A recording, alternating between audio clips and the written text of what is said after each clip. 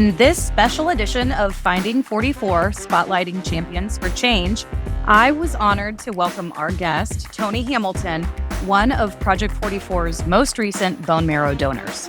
In this episode, Tony details for us his own personal experience of joining the registry all the way through pure marrow donation to a 1-year-old patient. Many thanks to Tony for helping us to bring awareness to our mission and correcting some antiquated ideas along the way. Listeners, Tony Hamilton, Champion for Change. We are so thankful to be joined today by our guest, Tony Hamilton. Tony is one of our most recent donors via Project 44 and also happens to come to us from the Butler community, as many of our donors do. Welcome, Tony. Thank you for joining us today. Happy to do it. Take us back to your original connection to Butler University and originally how Project 44 came into your orbit. I'm a Butler grad. I graduated in 1998. I grew up in Indianapolis, about 25 minutes away from campus. Actually, my parents were married at Holcomb Gardens. Neither of them attended Butler, but they were married at Holcomb Gardens in 1973. So my connection really goes back that far.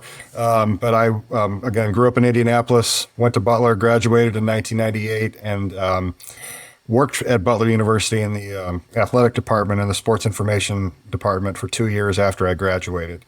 Also, my wife also is a Butler grad. She graduated in 1999. So we are a Butler family. Your wife's medical history, if I recall, has had a major influence on kind of how you got involved in the Project 44 mission. When she graduated from Butler in 1999, she was a perfectly healthy person, at least as far as we knew. But within about 6 months of graduating, she was showing some signs of illness, and they weren't really sure exactly what was going on with her. Eventually, she was diagnosed with lupus about probably 7 or 8 months after graduating from Butler. That was 2000, January of 2000, and we were getting married in June of 2001. She was fine for a while, no issues. About 3 or 4 months before our wedding, she started to become more ill, and there really wasn't an explanation for it. The week of our wedding, she had a new rheumatologist that told her, we met the rheumatologist on literally Tuesday before our Saturday wedding. And the rheumatologist told her, you're not going on your honeymoon unless you get better real quick, which was unlikely. She said, I'm going to get you through your wedding, but we're going to need you to come in for a biopsy on Monday after you get married on Saturday. As it turns out, my wife had kidney failure, which lupus can definitely affect the kidney. She had lupus nephritis. She also ended up having a blood disorder called thrombotic thrombocytopenic purpura, which is TTP for short. And over the course of a 27-day stay in the hospital, my wife was in the intensive care unit for more than 2 weeks. She had plasmapheresis treatments that were basically like an oil change for her plasma. She had those for, I want to say, 15 to 17 days, 4 to 5 hours a day, with fresh frozen plasma going in and her plasma going out. More blood than you'll ever imagine. And she got well just enough to get a staph infection, and they kicked her out of the hospital so that she wouldn't get any more ill. But again, it was a lot for two people who had been married for 2 days. I had a rheumatologist tell me about 2.5 weeks in that if the plasma treatments didn't work, they didn't know what else they were going to be able to do for her. So that's a sobering thought as somebody who had been married for less than 3 weeks. But fortunately, the plasma treatments and all the blood product that she got and everything like that, it stemmed the tide enough for her to be able to start moving in the opposite direction. It took her a while to be able to go back to work. Probably about 7 or 8 months maybe even 9 before she was able to go back full time. But here we are today, 24 years later, almost, 2 kids, working full time, each of us, agonizing over every Butler basketball loss. So that's what we thought we'd be doing. We just didn't realize that there'd be all the hiccups in the middle. Yeah, well, I'm glad to hear that she's on the healthy side of things now, for sure. That's a very, very difficult beginning to any relationship, for sure, but especially a marriage that young. It was. How, as a patient and a caregiver, what was that experience like for you, knowing that you were dependent on the generosity of others to give what they had to save your wife's life? I don't think that I had any idea what was going on at the time. I know that sounds funny, but the plasma just showed up and the blood just showed up. And there wasn't really, I was, 25 years old. She was 23 at the time.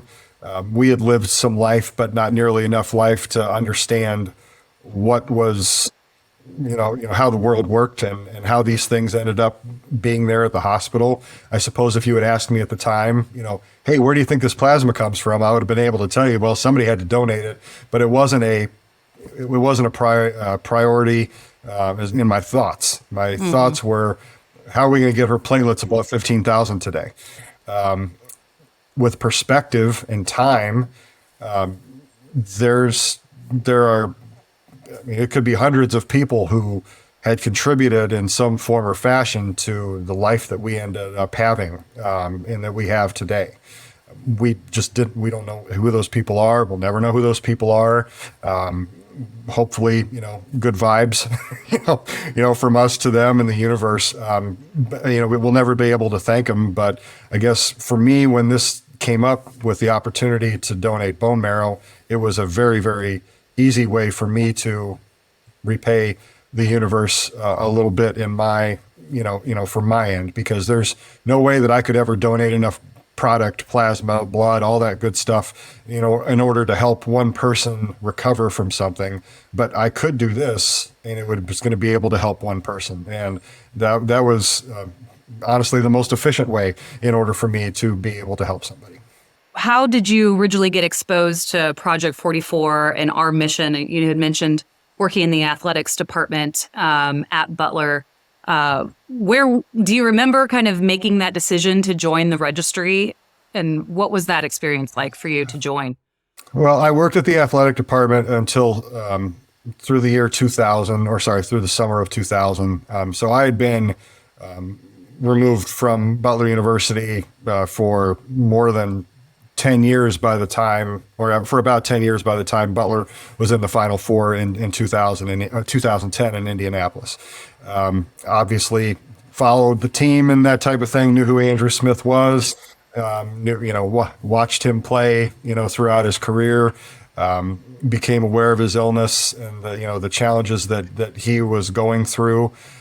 So when he passed away and they created Project 44 to assist people in an effort to hopefully help them not have to go through the things that Andrew went through.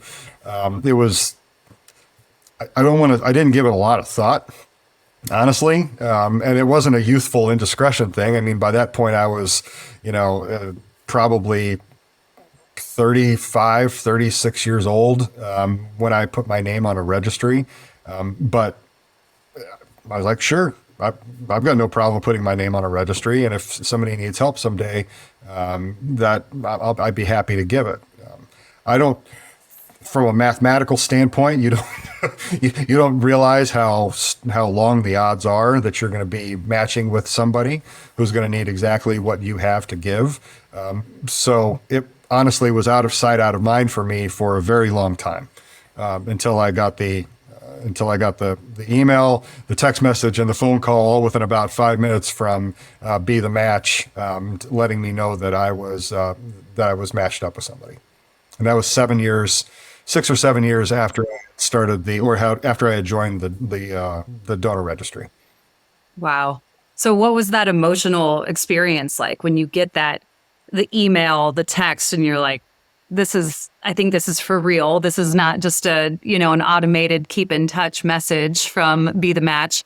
As a prospect, is it, oh my gosh, I can't believe they're calling me. I can't wait to do this. I don't know what this means yet. Is it schedule me today? Let's go. What was that experience like for you? My first thought was about legitimacy, and there's unfortunately so many people in the world who try to take advantage of people's kindness and generosity, and you want to make sure that you're not being scammed, when you get something like that from somebody.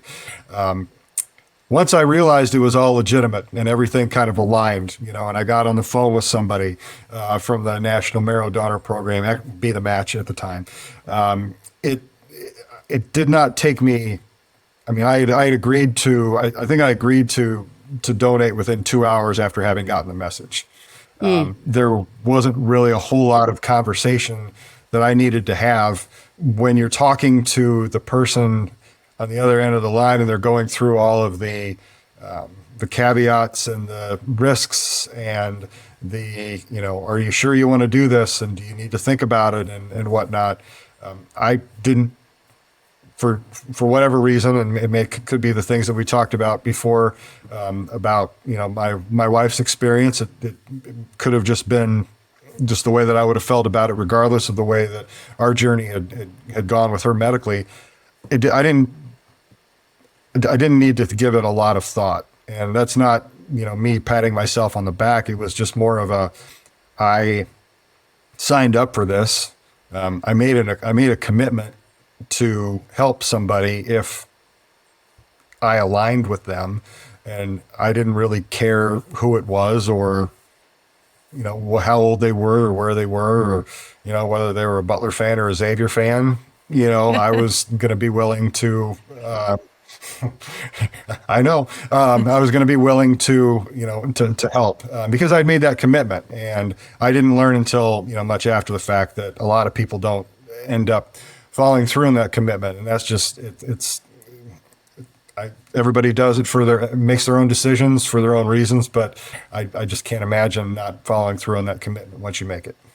It's a staggering statistic, actually, that 50% of registry members, when matched with a potential patient, decide not to follow through with donation. So it may seem like a kind of an automatic yes and a no-brainer to you to follow through, but really, unfortunately, for so many patients, a lot of donors are not as easily able to make that decision. So talk to us. What did you find out about your patient, and what did that trigger in terms of next steps for testing, confirmation, logistics? Walk us through the process from the time that you committed to donate. I was told that the patient was a 1-year-old boy with leukemia. I don't think that influenced me a ton, but it also, I think my answer would have been the same regardless. But I mean, if you really wanted to move the needle from 95 to 100%, I'm a parent. At the time, I was a parent of a freshman in college and a third grader, and had been through, all the trials and tribulations of being a parent of a 1-year-old twice. And I know how hard that is without health issues for your kid. So it made it even probably, like I said, move the needle from 95 to 100 for me. I was told that the donation was probably going to happen within 6 months. After I started to work on getting scheduled with blood work and a physical and that type of thing, within just a couple of days of the initial conversation, that timeline moved up from 6 months to 6 weeks. because of the severity of the condition of the potential recipient. So instead of it being something down the line in April or May, this was in November of 2023. Instead of it being, March, April, May, somewhere in there, it was going to be December. And didn't really matter. It just kind of accelerated the process, and how quickly things needed to be scheduled, how fast I needed to go through all of the blood work and the preparation and getting scheduled for my donation at the facility and everything like that. From a kind of a medical perspective, what sort of actual kind of lab or medical procedures did you go through during that time? You mentioned blood tests, physical. What other elements were involved in kind of the pre-donation? Not much. I mean, I went through the scheduling with Be the Match. They have their affiliates that do blood work, and they have their affiliates that do, the physicals and that type of thing. The biggest challenge for me pre-donation was getting enough blood out of me on the one day when they were, trying to test me, because they needed, I think, 10 or 12 vials, and, they kind of used up one arm and they had to get to the other one in order to finish all the testing that they needed to do. But I mean, again, that's no different than going to the doctor for your annual checkup and them needing to do blood work, on you. It was just a few more vials. That was honestly the extent of it. There was very little, there was no pain, there was no discomfort, there was no, there really wasn't a break in my routine. It wasn't disruptive at all to me, to my family. It just was a doctor's appointment, conversation, going through the checklist of all the things that they need to ask, for somebody who's going to be a potential donor, and, offering up the blood and making sure that everything, was going to work well on the recipient's end eventually. So you get through all your blood tests, your physical, all the workups, and everything, all green, good to go. What do you find out in terms of the actual donation? What type of donation are you going to do? Where's the donation occur? What do the logistics look like for that? There's two types, I believe, two types of donations that you can make. The one I ended up doing was bone marrow from my hip. You can also do stem cells, which is honestly a much longer process than what getting a donation from your hip is. It's just that I think that you're awake through the stem cell process and you are under general anesthesia for the bone marrow donation. So because of the age of the recipient, what I ended up donating was bone marrow, because that was going to be the thing that was going to help the recipient based on probably condition and age. I believe that, children are much more likely to need bone marrow than stem cells, because they're young enough that they can. This is a hard part for the recipient. There's lots of hard parts for the recipient, right? But I mean, they have to go through chemotherapy and wipe out their entire, system prior to donation, and then the marrow ends up becoming a new operating system, essentially, for them. So they're kind of wiping the hard drive and putting in a brand new operating system. And the marrow is what allows that to happen. You find out that you're doing general anesthesia, and you traveled for your donation as well, correct? I did, yes. So initially, my donation was supposed to be before Christmas. But because of the recipient's condition, they weren't ready for that yet. So it was pushed to right after Christmas. So I will tell you that there were some tropical locations that were available for my donation. I ended up doing mine at Vanderbilt University in Nashville. Hackensack, New Jersey was also one of the places that I could have gone. Unfortunately, no place warm was on the list. But ultimately, Nashville was probably about as good as it could have gotten. But the travel arrangements were made with, or through Be the Match, for me and my family.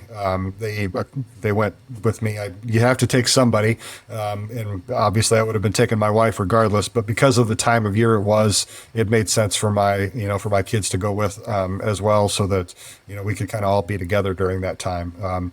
But yeah, went to Nashville. Was there for a few days. Got in the night before my donation. Had to report at 6:00 the next morning for my procedure. The hardest thing about that day, honestly, was the COVID test. It was the most uncomfortable thing that I went through, especially leading up to actually waking up from the procedure. The COVID test was easily the most uncomfortable thing, but the staff was all great at Vanderbilt. The procedure didn't take that long from what I remember. Obviously I was out, but I wasn't out that long because I was probably back in my hotel room sleeping by about noon that day. So it went well. The only thing I had afterwards, I was a little stiff, but by the next day I was walking around the Gaylord Hotel in Opryland, and the mall over there, just, getting out and about the next day. So it was not, I did 10,000 steps probably or more the next day walking. So it certainly wasn't anything that precluded me from any activity, even the day after the fact. I'm sure it's been similar for you, as folks may have learned about your donation. The number one, I'd say, misconception and the question that we get from people who ask about donation or, have some sort of preconception about donation is, I heard it's so painful. I heard it hurts so much. I heard they have to take part of your bone. I heard that, all of these kind of really just kind of overinflated and outdated kind of misconceptions around the donation process. And there's so much fear with that.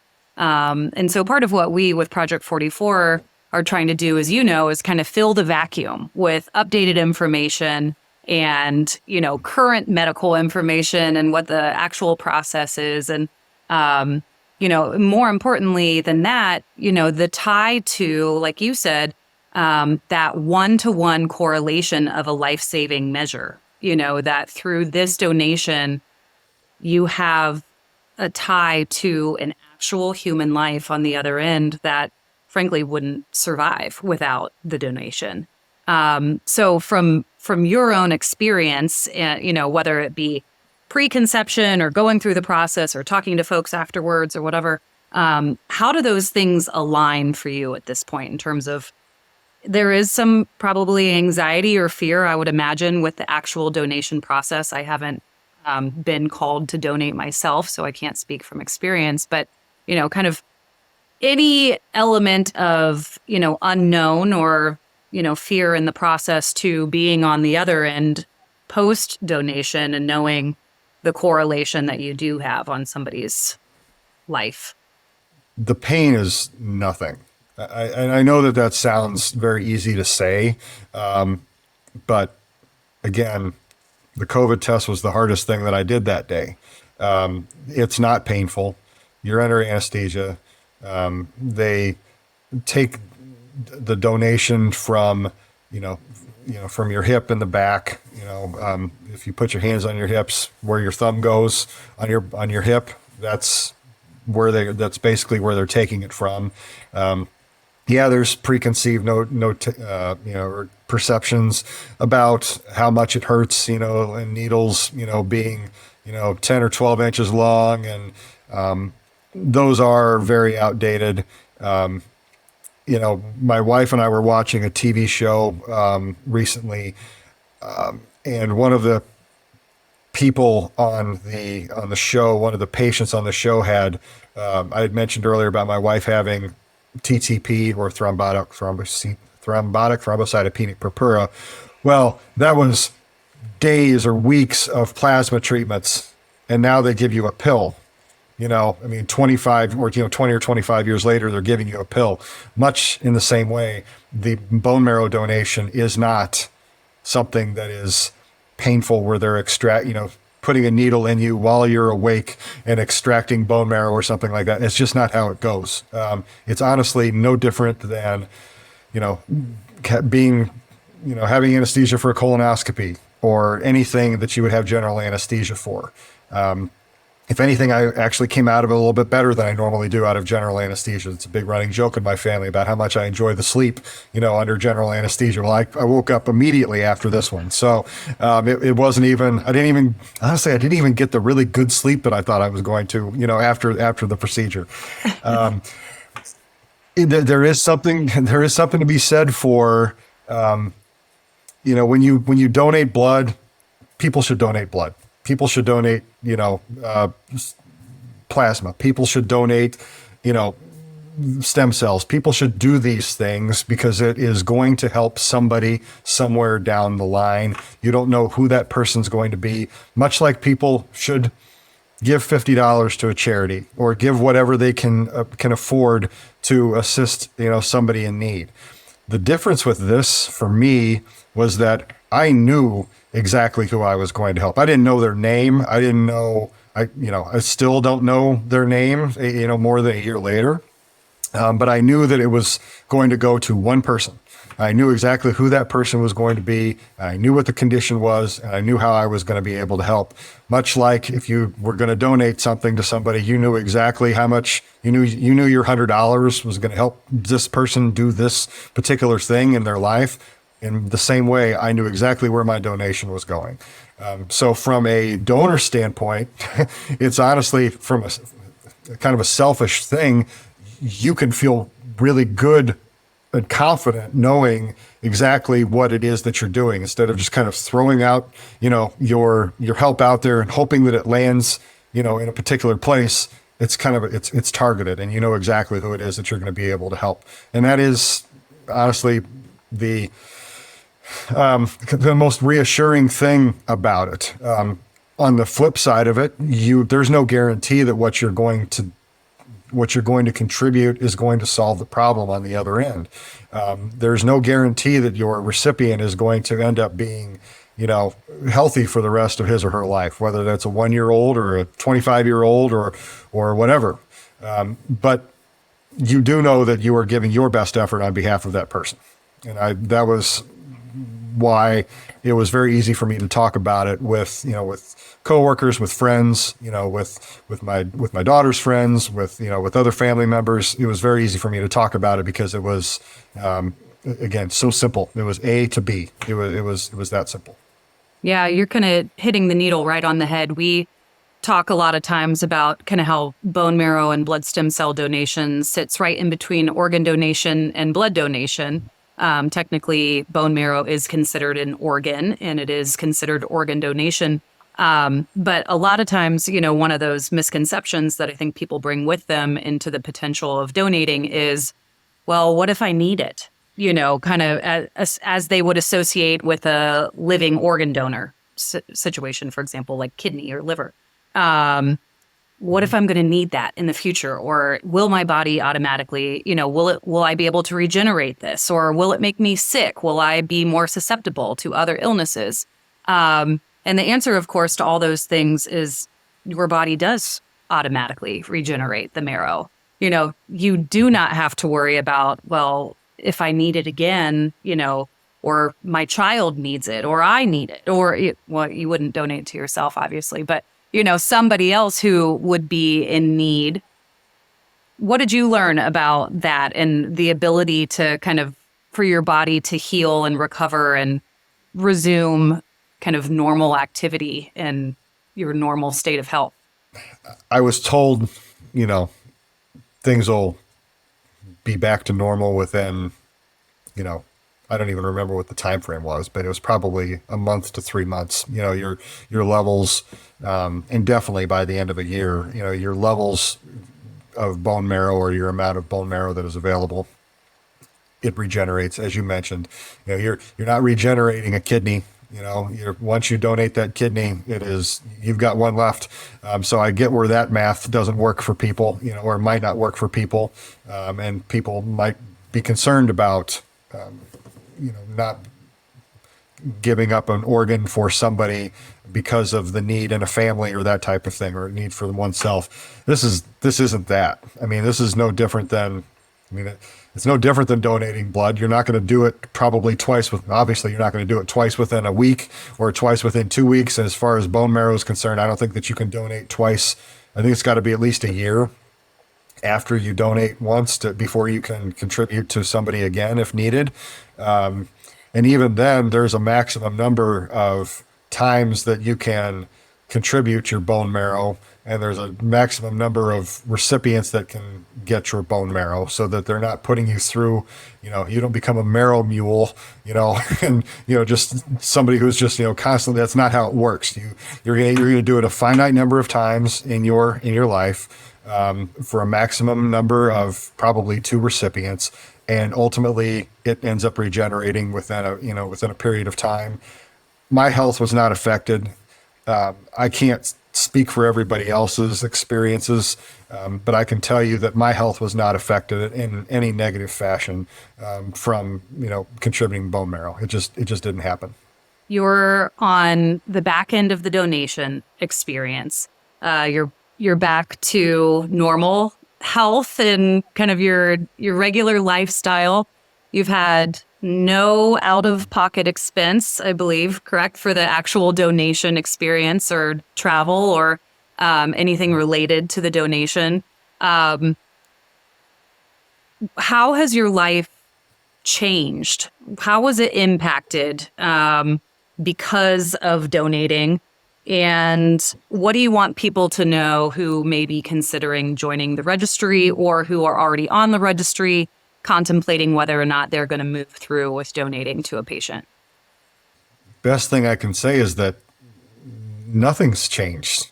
I mean, for me, physically, from the donation. I mean, it's a year later, and I feel exactly the same age that I did, when I donated when I was 48. I realize I'm a year older now, but, slightly creaky former college baseball player. I was a slightly creaky former college baseball player when I gave the donation too. So nothing's changed as far as that's concerned. I don't know. The hardest part, honestly, from about donating, especially at the time of your donation, is that you have no control over it once it happens. I mean, you trust the doctors and nurses and all the personnel who do the extraction. There's somebody who's responsible for, getting that marrow to the recipient. There's somebody on the other side of that who's responsible for, taking it, doing the procedure, for the recipient. You just have to trust that all those things are going to work. And so you have to put faith in people. People much smarter than I am, and much more skilled than I am in what they do. You have to put your faith in them. Not knowing what's going on with the recipient or with the recipient's family it's a mental burden, I guess, that you just have to be able to carry a little bit. You don't have any communication directly with the recipient prior to the donation. And there's a lot of things that are put in place and recommendations that are given as far as, if you're going to talk about what you're doing, don't talk about it in specific ways or when you're going to be doing it and that type of thing, just so that you can't be located and, there's privacy issues and that type of thing. It's more than a year later, and I have received I've received communication from the donor family. I received, a letter from both the mom and the dad, about their son's, journey to this point and how he got to the point where he was diagnosed with leukemia and what the process was like, for them and how excited they were to learn that there was a donor and that type of thing. So I received something much after the fact from the family, expressing their gratitude and that type of thing. But there is something to be said about, not knowing how it's going on the other end, and I'm really anticipating learning more, to know how the experience was for that family. Because it was a 1-year-old, he's not going to be able to tell me.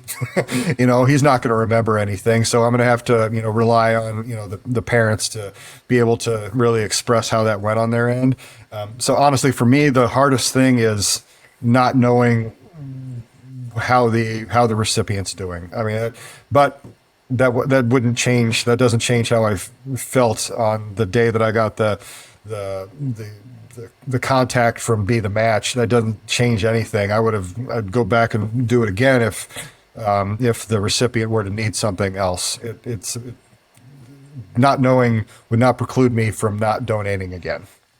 As a parent to parent, my kids are now 10 and 8, and I can't imagine how helpless it would feel to be looking at your child and a medical diagnosis and not be able to have hope, for a cure or for a solution to the illness. So I hear and I honor what you're saying in terms of not knowing what's out there. But I think, being able to know in your heart that you are giving them hope is, that's part of what we work to communicate to our audiences, is that every family and every patient deserves the chance to have hope.